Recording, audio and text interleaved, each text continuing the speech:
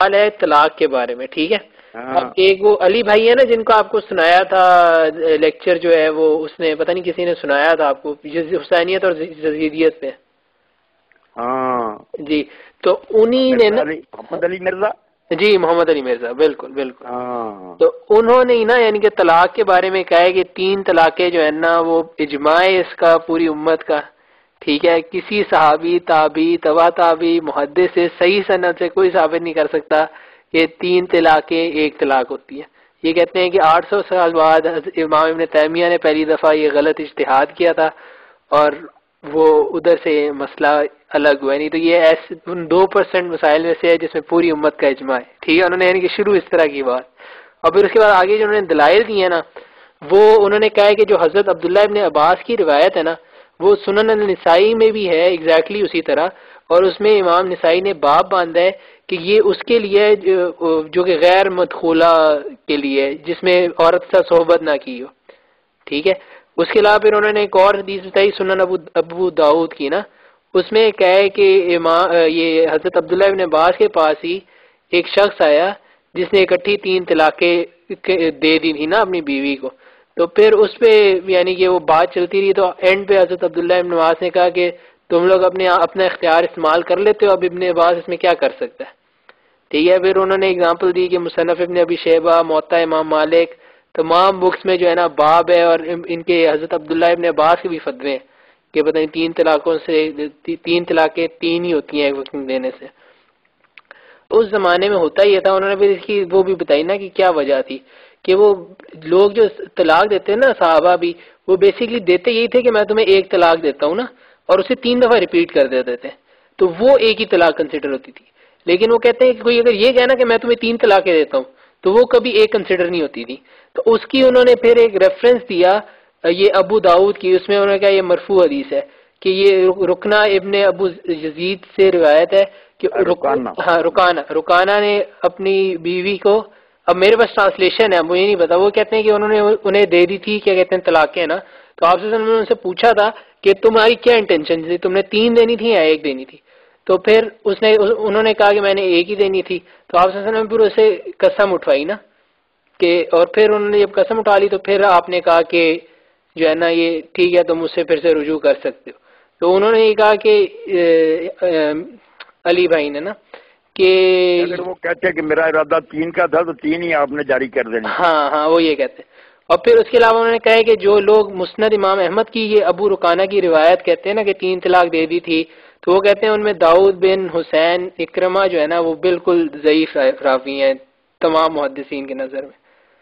اور آخری جو ہے وہ یہ آخری انہوں نے کہا تھا کہ اگر کوئی بندہ اس طلاق کو حرام طلاق کہتے ہیں نا کہ صحیح نہیں ہے، تو کہتے ہیں کہ حضرت عبداللہ ابن عمر نے جو حیض کے عالم طلاق دی تھی تو آپ صلی اللہ علیہ وسلم نے اسے طلاق مانا تھا، یہ یعنی کہ وہ ایکسیپٹیبل ہے، اگر کوئی غلط طلاق بھی دیتا تو طلاق ہو جاتی ہے.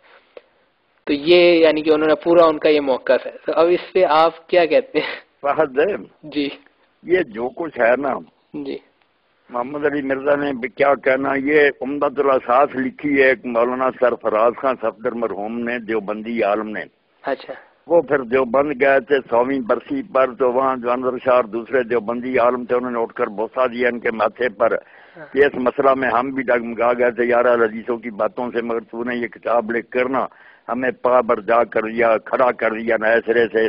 بہت اس کتاب کی تعریف کی گئی، میں نے ساری پڑھی. اور ایک کتاب لکھی ہے جو ہے نا دیوبندی عالم تھے، دیوبندی جی کوثری سے بہت سخت قسم کا نا کٹر متعصب ترکی، اس نے بھی رسالہ اس پر لکھا. وہی ساری دلیلیں ہیں، وہی باتیں، کوئی نہیں. مصیبت یہ ہے کہ سوائے حضرت ابن عباس کی حدیث کے نا جو کہتے ہیں نسائی نے لکھی ہے کہ یہ اس کے لیے جو اس کو ابھی آدمی نے ہاتھ نہ لگایا ہو، تو اس کے لیے تو مسئلہ اب بھی وہی ہے جو ہے نا کہ عورت کو ابھی چھوا نہیں اس کو طلاق دے دی تو 3 دے یا 1 دے، تو وہ تو دیتے ہی اسی وقت کیونکہ عدت نہیں ہوتی ختم ہو جاتی. اس میں حضرت عمر نے کیا تبدیلی کرنی تھی؟ وہ تو مسئلہ پہلے بھی تھا اب بھی ہے کہ غیر مدخولہ عورت کو طلاق دی جائے تو وہ اسی وقت نکاح ختم ہو جاتا، 1 دے یا 3 دے.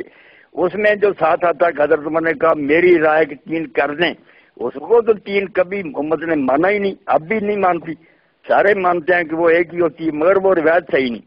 اور اسی طرح رکانہ علی بھی صحیح نہیں. پکی بات جو میں آپ کو بتا، ایک حدیث بھی طلاق کے بارے میں صحیح نہیں سوائے ابن عباس کی، اس کی تشریح جو جی چیک کرے۔ یہ رکانہ والی بھی نہیں صحیح۔ اب رکانہ والی میں کسی میں تو کہتے ہیں کہ اس نے البتہ طلاق دی تھی، کسی نے کہتے ہیں 3 ہی دی، آپ نے قسم دی۔ ایک وہ ہے مسلم کی جس میں آپ نے پوچھا ایک ہی مجلس میں دی تھی، اس نے کہا تو فرمایا جا پھر ایک ہی۔ یہ ٹھیک ہے، داؤد بن حسین یا اکرمہ جو ہے ضعیف نہیں، یہ نہیں کہنا چاہیے، یہ کہنا چاہیے کہ وہ داؤد بن حسین جو ہے نا ہے سکہ راوی، اکرمہ بھی سکہ، مگر اکرمہ سے جو روایتیں کرتا ہے نا وہ اس میں اضطراب ہے، اس میں اسے پوری بات نہیں درست یاد رہتی، کبھی کچھ کہہ دیتا البتہ کبھی 3۔ یہ ٹھیک ہے، تو یہ انہوں نے یہی کہا تھا کو اکرمہ کی روایتوں میں کمزور سمجھا گیا، باقی ساری روایتوں میں نا اکرمہ کے علاوہ وہ پکا ہی ہے، ٹھیک ہی ہے۔ جی علی بھائی نے یہی کہا تھا ویسے۔ یہ حدیثیں تو جو ہے نا رکانہ والی اور یہ دوسری یہ ساری خارج کر دینی چاہیے، ان کو کوئی فائدہ نہیں۔ نسائی والی روایت جو ہے کہ 3 طلاقیں ہاتھ لگانے سے پہلے دی جائیں تو وہ پکی ہو جاتی ہے، وہ تو امت اب بھی مانتی ہے کہ بالکل ٹھیک ہے، منہ سے نکلی ایک نکلی یا 3، کیونکہ ایک کے بعد ہی عدت نہیں، وہ تو پہلے لفظ سے ہی باہر ہوگی بین ہو سے۔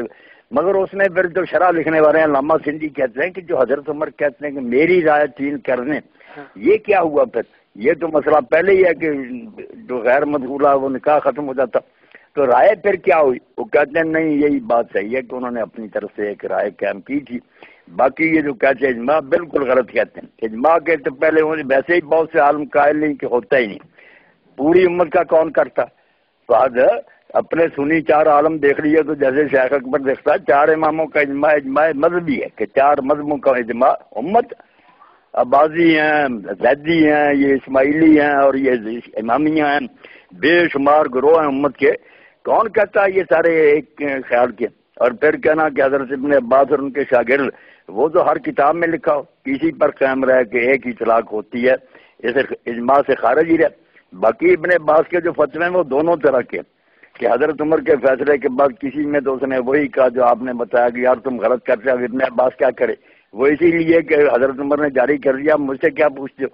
جو اپنا فتویٰ ہے علامہ البانی نے کہا یہ صحیح ہے، روایت دیکھ لو، بعد میں انہوں نے دیا کہ ایک ہی، اور ان کے شاگرد طاؤس اور سارے جو قائل تھے۔ تو نہ امت کا اجماع ہے، نہ کسی اہل سنت کا اجماع ہے، صحابہ بھی جو ہے ان میں بھی اختلاف ہے، تو یہ نہ اجماع ہی ہے نہ حدیثیں ہی وہ صحیح ہیں، صرف ایک حدیث ابن عباس کی صحیح، اس میں جو کہتے ہیں کہ وہ پہلے 3 دیتے تھے، قسم لی جاتی تھی، سب بناوٹی باتیں، کوئی نہیں ایسی بات تھی، وہاں صاف ہے۔ ابن عباس رضی اللہ عنہ سے جب پوچھا، شروع کیا ہے اس میں ساتھ کہ آپ عجیب و غریب باتیں کیا کرتے ہیں، حنات ان عجیب و غریب باتوں میں سنائے، جس طرح یہ تشریح کرتے ہیں اس میں عجیب و غریب کیا؟ عجیب و غریب تو تھی کہ سارے لوگ چل پڑے تھے حضرت عمر کے فتوے پر، ابن عباس سے انہوں نے کہا آپ عجیب و غریب مسائل بیان کیے وہ سنائیں، انہوں نے کہا پھر سن لو کہ پہلے 3 طلاقیں ایک ہی سمجھی جاتی ہے، حضرت عمر نے جاری کی۔ حنات کا حنات کہ حنات میں سے ہے عجیب و غریب باتوں میں سے، جو توجیہیں یہ کرتے ہیں اس میں تو کوئی بھی عجیب و غریب نہیں۔ اچھا نہیں، یہ جو ابو داؤد کی ہے وہ تو کہتے ہیں کہ بالکل صحیح روایت ہے، رکانہ ابن عبدو یزید سے جو ہے، نہ کوئی نہیں صحیح، علامہ البانی صاحب نے سب کسر نکال دی ہے، سب روایتیں جو ہے نا ضعیف ہیں سوائے ابن عباس رضی کو جو مسند ہے اس میں مسلم شریف میں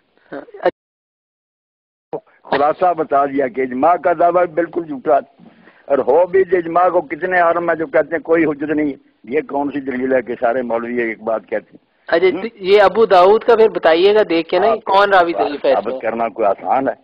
مشرق سے مغرب پہ علماء ساری امت کے اتنے گروہ، امت کا اجماع جو اس کو کہا گیا نا کہ وہ گمراہ نہیں ہوتی، یہ گروہ کی بات تو نہیں کہ 4 سنی امام کٹھے ہو گئے تو یہ اجماع ہو گیا، یہ اجماع مذہبی ہے، اجماع امت۔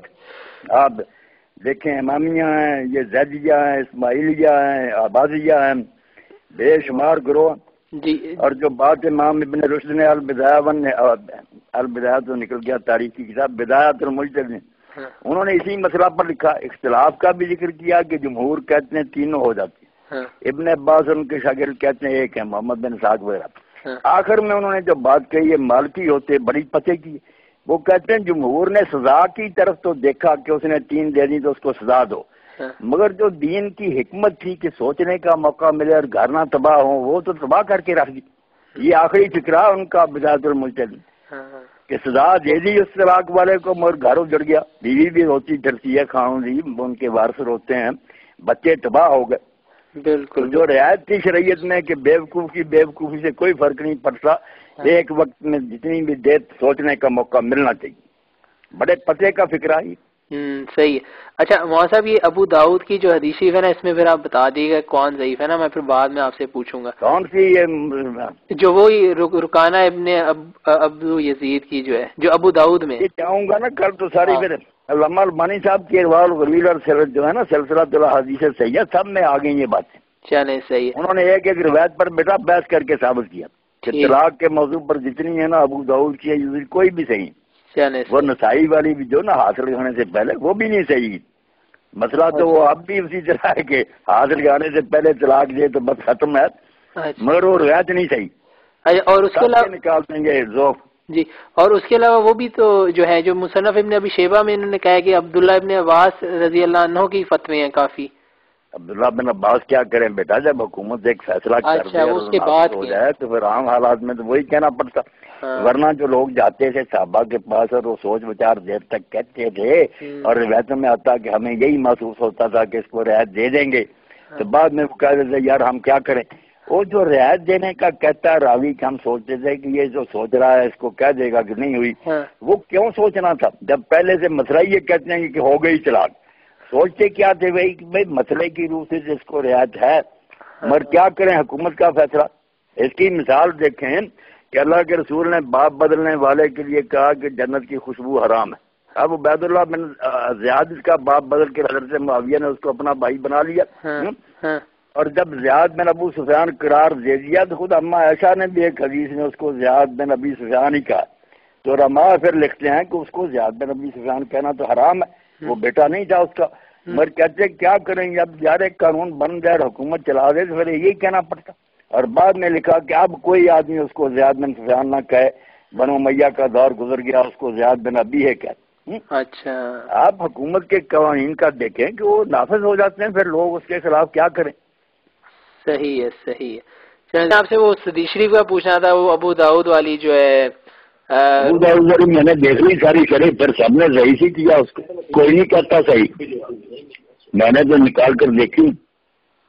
اچھا ابن قیم کا بھی دیکھا، اور یہ شمس الحق عظیم آبادی کی بھی عون المعبود دیکھی، ابن قیم کی سارے، علامہ شوکانی ان کی اللہ تعالی، علامہ البانی صاحب صحیح تھی کہتے ہیں۔